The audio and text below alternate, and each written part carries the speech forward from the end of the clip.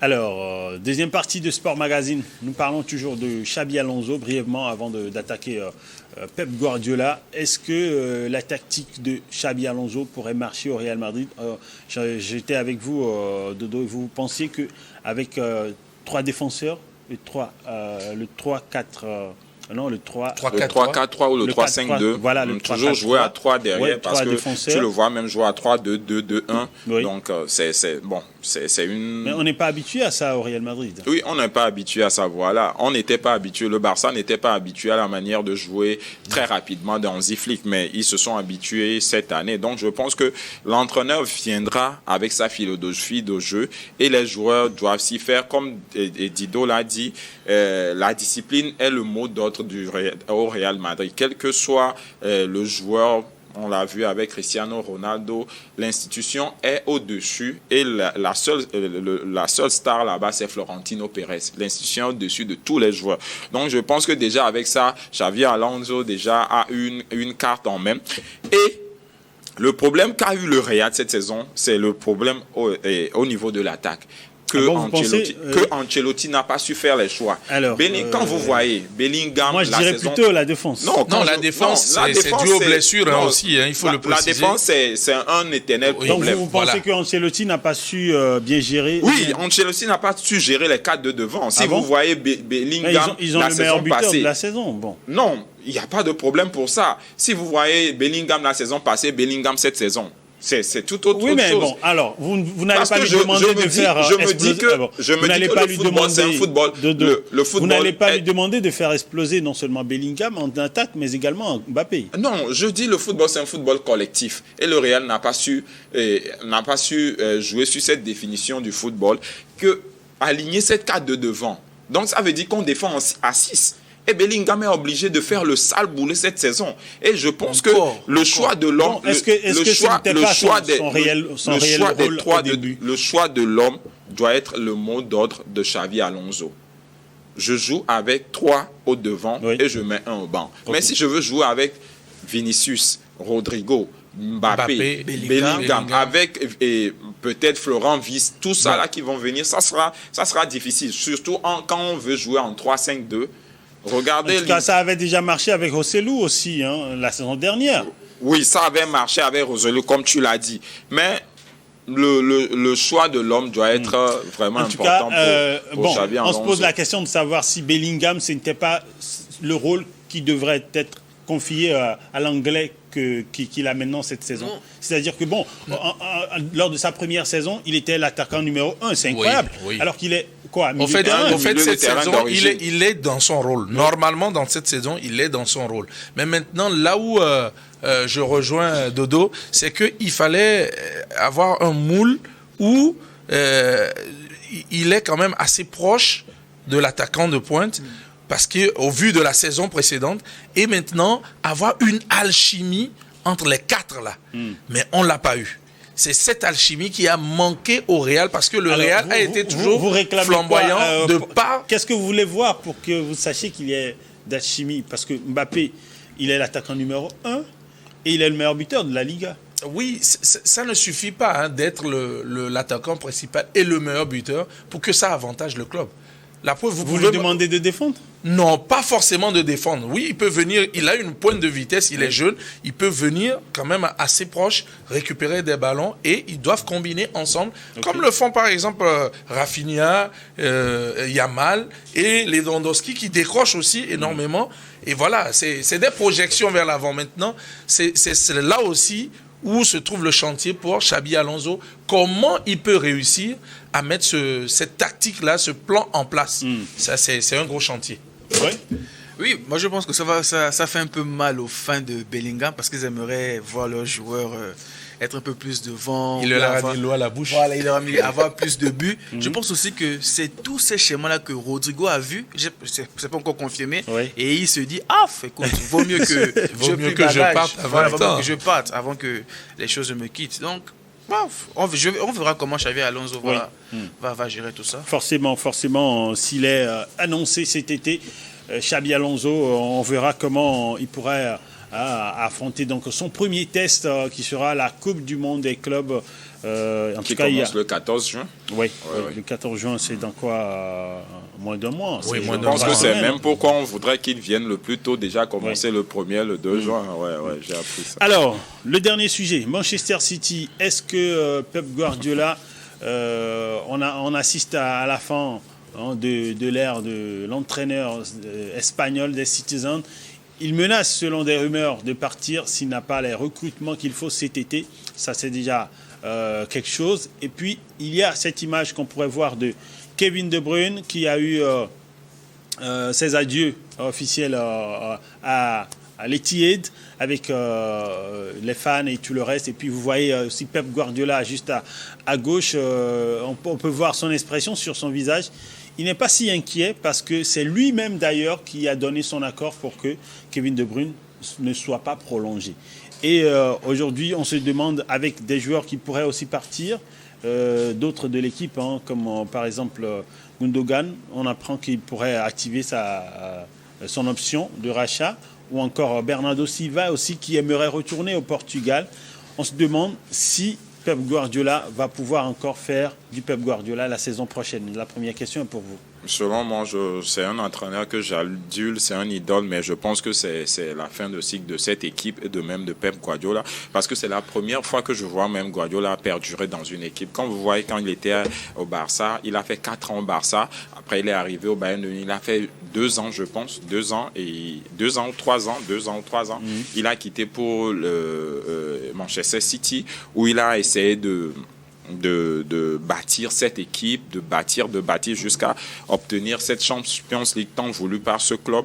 Mais je pense qu'il n'y a pas eu un renouvellement d'effectifs du côté de Manchester City et c'est ça qui lui coûte. Déjà, quand vous voyez que la blessure de Rodri a vraiment coûté cette saison, ils ont essayé d'amener Kovacic par-ci et lui-même, il a la carte blanche. Il a la carte blanche à Manchester City. Je pense que tous les recrutements qui se font à Manchester sans l'accord de Pep Guardiola, ça se fait pas. Donc je pense que lui-même, il a raté certains recrutements que moi j'ai. Déjà même Nico Williams, le Nico qu'ils ont amené en tant que milieu, vu la philosophie, moi je pense que ce n'est pas un joueur adapté. Il a même raté le joueur anglais, Phillips. Phillips oui, ce sont des recrutements ratés par Pep Guardiola. Vous voyez un peu, donc je pense que pour moi c'est assez bon pour Pep Guardiola et après tout ce qui s'est passé cette année et avec sa vie privée, tout ça là, je pense que je demanderais qu'il aille se reposer un peu comme Jürgen Klopp et autres qui ont vu que c'était vraiment intense et laisser la place à quelqu'un d'autre. C'est vrai. Déjà, je te donne l'exemple de la finale. Je te donne l'exemple de la finale perdue par Manchester City.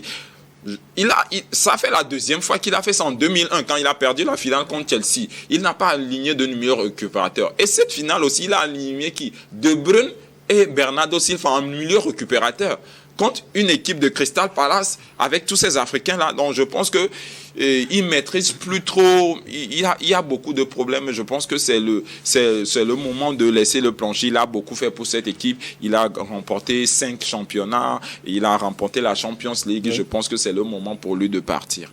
Alors, j'imagine que vous n'êtes pas d'avis, Daniel. Helmut. Alors, votre première réaction, dis-le. Il y a un adage ivoirien qui dit c'est renversé, mais c'est pas gâté. Ok. Ça veut dire c'est gâté, mais on peut arranger.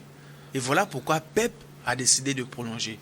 Je pense qu'il va rester à City jusqu'en 2027. Pep à Manchester City, c'est 18 titres anglais, continentaux et mondiaux. Bon, c'est énorme. C'est l'entraîneur qui a remporté plus de titres quand même. Je pense que c'est le meilleur entraîneur de l'histoire du club. Mais malheureusement, cette saison, il y a beaucoup de choses qui se sont passées, notamment la forme des joueurs. City a connu beaucoup de blessés. Dodo l'a relevé tout à l'heure aussi, qu'il y a eu aussi les problèmes personnels, ou je dirais des problèmes de la vie privée de Pep Guardiola. Notamment sa femme qui probablement divorcer. Qu'il essaie d'ailleurs toujours de reconquérir. Voilà. S'il a décidé de rester, il faudrait qu'il se concentre sur le club. Au lieu d'être dans 2-3 avions, il va en Espagne et il revient. Et d'autre part aussi, je pense que les joueurs aussi mentalement peut-être étaient épuisés. J'ai regardé des matchs où City peut mener à la première mi-temps et en deuxième mi-temps, l'équipe rentre dans un état de latence, pas possible. City s'est fait remonter à plusieurs reprises. Donc je pense que peut-être Pep Guardiola aussi a une part de responsabilité, mais les joueurs aussi, je pense à Foden, qui n'a pas été en forme cette saison. Je pense à Grealish. Je pense Dodo l'a relevé le transfert de Phillips de Leeds United qui n'a pas marché. Il y a aussi Matheus Nunes de Wolves qui n'a pas marché. Donc je pense que les fautes sont partagées, mais il ne faudrait pas qu'ils s'inquiètent. Tu l'as dit tout à l'heure au début en ouverture. Il ne faudrait pas que Pep s'inquiète. Je pense que les dirigeants vont sortir la mallette et on va retrouver un beau City. Voilà. Moi, ce n'est pas qu'une question de mallette. Parce que, comme vous l'avez si bien dit déjà, City, Guardiola a eu d'énormes problèmes cette saison. Le gros, c'est sa vie privée qui a affecté énormément sa vie professionnelle. Et les joueurs l'ont ressenti. Il ne faut pas oublier ce caractère-là parce que c'est une vie en communauté. Et quand les joueurs voient que leur entraîneur ne va pas bien, ça se transmet. Voilà. Cette énergie se transmet et on a l'air de faire les efforts, mais moins de problèmes. Voilà, on craque. Je pense que c'est ça qui fait City. Sinon, City aurait au moins gagné ce trophée face à Crystal Palace. Donc, il faut que Pep arrive quand même à reculer un tout petit peu, se refaire mentalement. Il a besoin de se refaire mentalement. Oui, il faut aussi recruter. Hein. Comme vous l'avez dit, il y a certains recrutements qui n'ont pas du tout marché. Et c'est bien que maintenant, d'autres, De Bruyne, qui s'en aille, que Silva, qui s'en aille. Vous pensez que c'est bien qu'il s'en aille? Oui, qu'il s'en aille. Même Grealish, il doit s'en aller. Déjà, ils sont à la trentaine. Oui, Grealish, ça a été carrément la flop de le football de cette anglais, saison. c'est un football qui demande beaucoup d'énergie. Donc, je pense ils ont déjà donné ce qu'ils pouvaient. Ils doivent maintenant peut-être s'orienter un peu ailleurs. Mais il faut que véritablement, c'est un moment, hein, c'est le moment trouble où l'entraîneur doit aussi s'inventer, se remettre en cause, revoir ses plans tactiques, peut-être changer un peu dans le style. Et puis il n'est pas assuré de disputer la Première Ligue, la Ligue des Champions. Hein. Oui, ils ne sont pas encore assurés. Il y a encore du monde derrière.